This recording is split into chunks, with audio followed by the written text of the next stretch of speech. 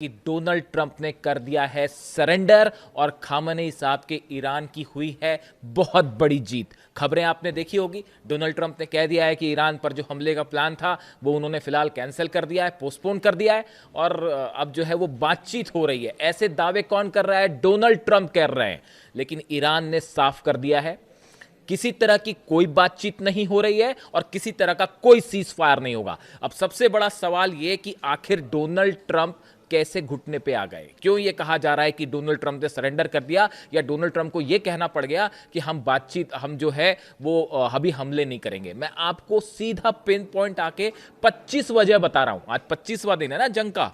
Khamenei साहब की जब शहादत हुई थी उसके बाद से लेके आज तक 25 दिन हो चुके हैं और 25 कारण गिनाता हूं मैं आपको पॉइंट टू पॉइंट कि क्यों ट्रंप ने जो है वो हमले का प्लान टाल दिया और क्यों जो है वो सीजफायर की बात करने लगे हैं ट्रंप, और कैसे ईरान की 25 जीत हुई है। गिनते जाइए।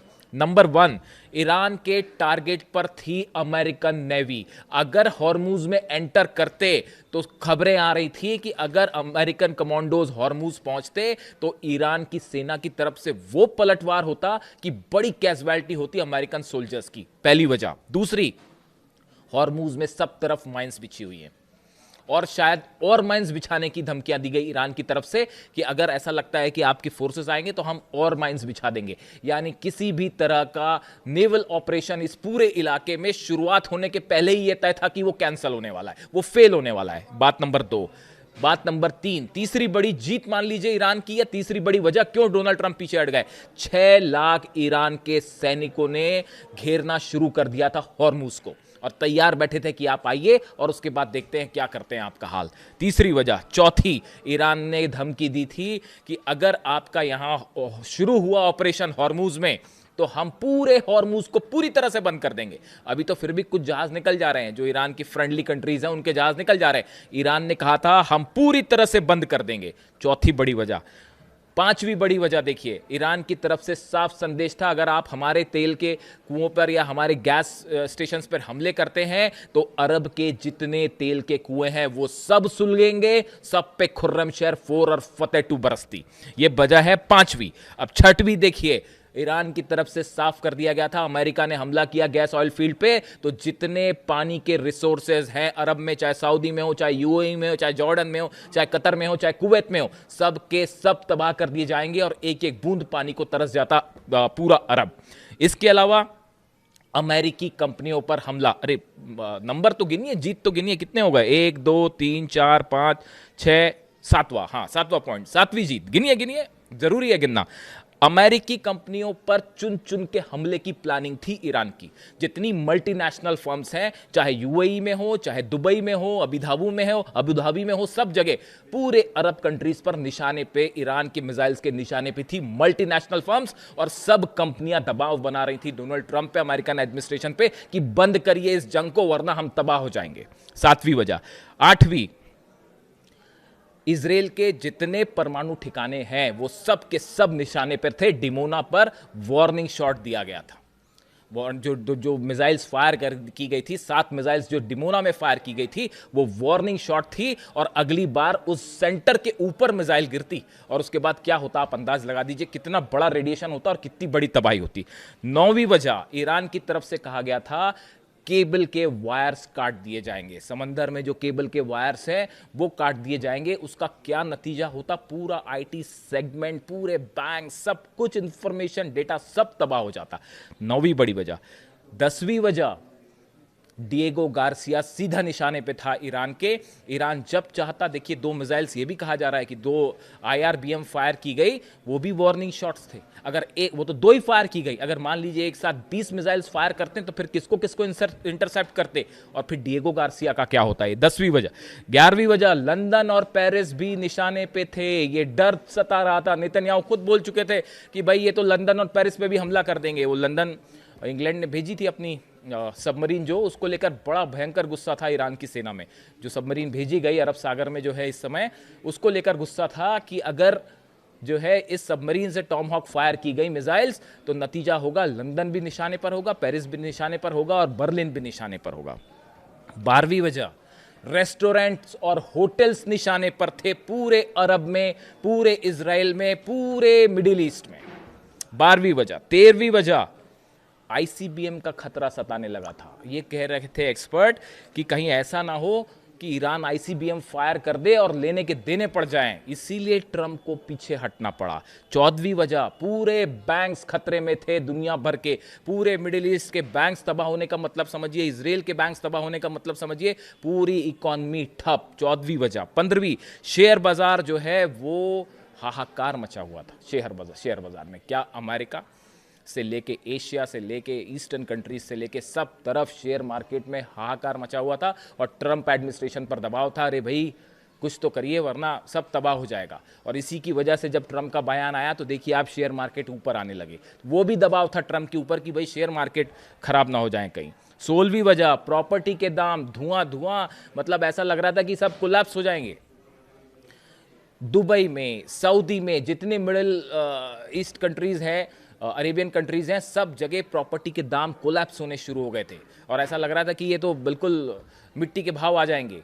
वहां से दबाव आना शुरू हो गया था डोनाल्ड ट्रंप के ऊपर कि भाई ये सेगमेंट क्या होगा। 17वीं वजह, फर्टिलाइजर्स के दाम आसमान छू रहे थे। पूरी दुनिया में जो फर्टिलाइजर आता है उसका 60% हिस्सा जो है वो हॉर्मुज से होकर गुजरता है और वहां से जहाजों के ना निकलने से पूरी दुनिया के एग्रीकल्चर पर इसका असर पड़ने जा रहा था और फर्टिलाइजर्स की सप्लाई रुक जाती।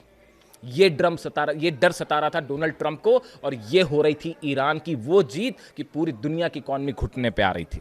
18वीं बड़ी जीत ईरान की, और या ये कहें कि ट्रंप के झुकने की 18वीं वजह, पूरे इंटरसेप्टर मिसाइल्स खत्म होनी शुरू हो गई थी अमेरिका की और इजराइल की। जब इंटरसेप्टर मिसाइल्स ही नहीं देखा आपने किस तरह से हमले हुए, डिमोना पे रोक पाया। न्यूक्लियर सेंटर वाली अगर सिटी पर हमला हो रहा है और इजराइल नहीं रोक पा रहा है, उसी से समझ लीजिए पूरे इजराइल के आसमान में कब्जा है ईरान का, जो आईआरजीसी बार बार दावा कर रहा था। यह है 18वीं बड़ी जीत ईरान की और 18वां झटका अमेरिका और इजराइल को। 19वीं बात कर लीजिए आप, डिफेंस सिस्टम, जिस बड़े बड़े डिफेंस सिस्टम के दावे हुए, थार्ड के, पेट्रियट के, आयरन डोम के, एरो के, डेविड स्लिंग, सब के सब तबाह हुए। इनके ऊपर मिसाइल्स गिरी हैं, यानी जो डिफेंस सिस्टम का जो दम भरा जा रहा था वो डिफेंस सिस्टम धुआं कर दिए ईरान ने। ये 19वीं वजह है जिसके कारण डोनाल्ड ट्रंप पीछे हटे और ईरान की 19वीं जीत। आगे आइए और बढ़िए, जेरल्ड और अब्राहम लिंकन, ये दोनों जहाज एयरक्राफ्ट करियर जो है उनको पीछे हटना पड़ गया। जेरल्ड आर फोर्ड और अब्राहम लिंकन के दम पर ये भरा जा रहा था, दम दिखाया जा रहा था अमेरिका की तरफ से कि ये वो जहाज़ हैं, ये तो चलते फिरते जंग के मैदान है और यहाँ से हम भेज के धुआं कर देंगे ईरान को। हालात ये हुए कि जेरल्ड आर फोर्ड खुद धुआं होगा और पता नहीं कहाँ है वो, अब जहाँ भी हैं वो जंग की हालत में नहीं रह कहा जा रहा है, और अब्राहम लिंकन भी पीछे भाग चुके हैं। तो ऐसे हालात में ये जो एक हवा था वो पूरी तरह से खत्म हो गया। 21वीं वजह पर आइए, अमेरिकी जेट बुरी तरह से तबाह हुए। आप देखिए 16 के तो दावे हो रहे हैं, जो 17 एक वहां भी तो गिरा है, F-15 एक और गिरने की तस्वीरें सामने आ गई हैं।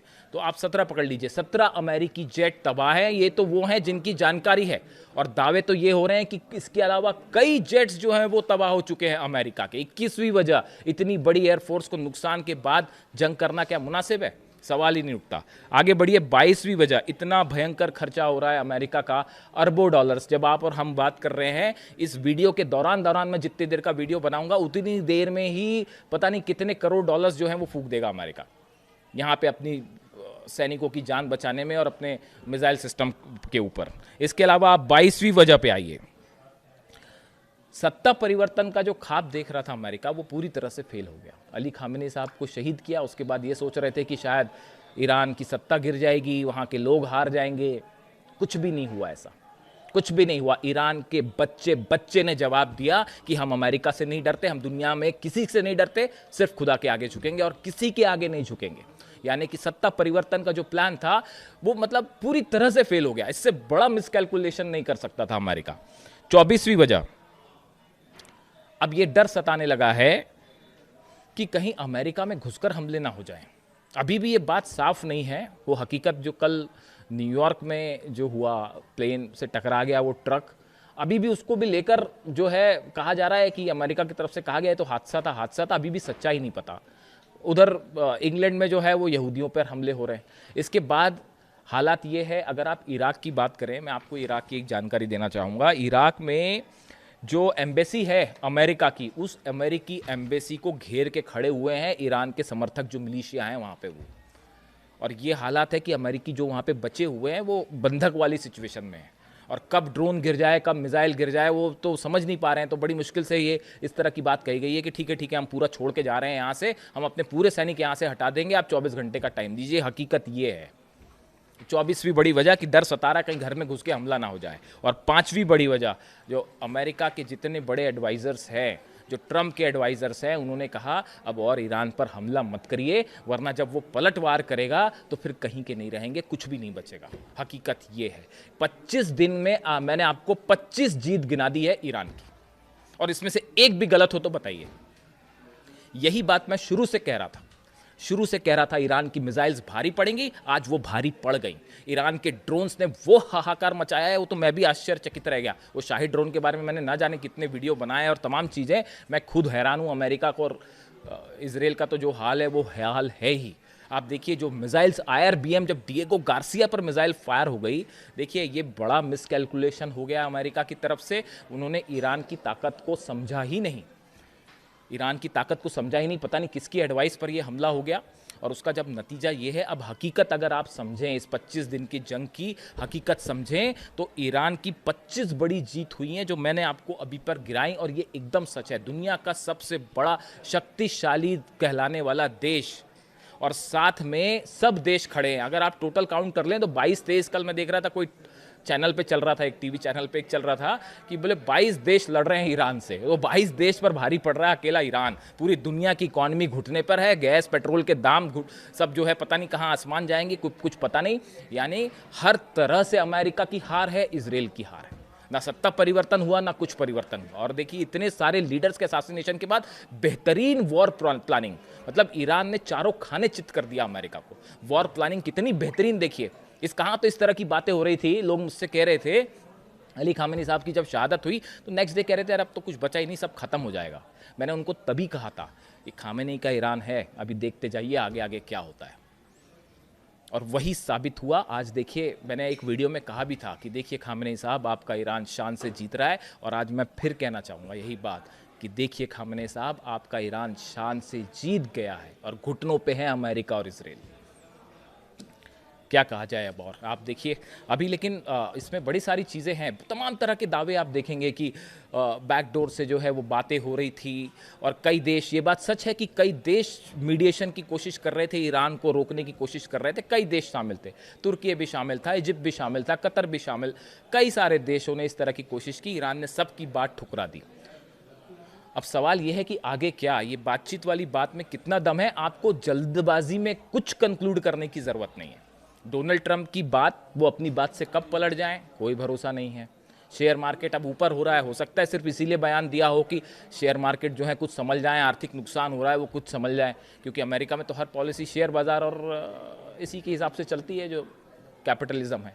तो ईरान की तरफ से स्टैंड अभी भी यही है कि आपने हमारे सुप्रीम लीडर को शहीद किया, आपने यहाँ पे छोटे छोटे मासूम बच्चों का कत्ल किया, अब आप नतीजा भुगतिए। या तो हम जीतेंगे और या फिर शहीद होंगे। किसी तरह का ना सीज फायर, ना कोई कॉम्प्रोमाइज़। इसके बीच में डोनाल्ड ट्रंप के दावे हैं। अब आप आगे आगे देखते हैं होता है क्या। अभी कुछ कंक्लूड करने की ज़रूरत नहीं है कि ये मामला किस तरफ जा रहा है। तमाम तरह के दावे आपको देखने को मिलेंगे। ईरान की तरफ से स्टैंड साफ है, जंग नहीं रुकेगी, और ये तभी रुकेगी जब ईरान की पूरी तरह से जीत हो जाएगी। और 25 दिन में 25 जीत। और अब तो सवाल ये है कि डोनाल्ड ट्रंप तो भाग खड़े हुए भाई। अब ऐसी स्थिति में नेतन्याहू का क्या होगा, इजराइल का क्या होगा, इजराइल को कौन बचाएगा। अगर ये अमेरिका अपना साजो सामान लेके निकलता बना तो फिर ईरान के गुस्से से इजराइल को कौन बचाएगा। इस सवाल के साथ मैं छोड़ जाता हूँ आपको, अगला अपडेट फिर लेके आऊँगा। Thank you so much.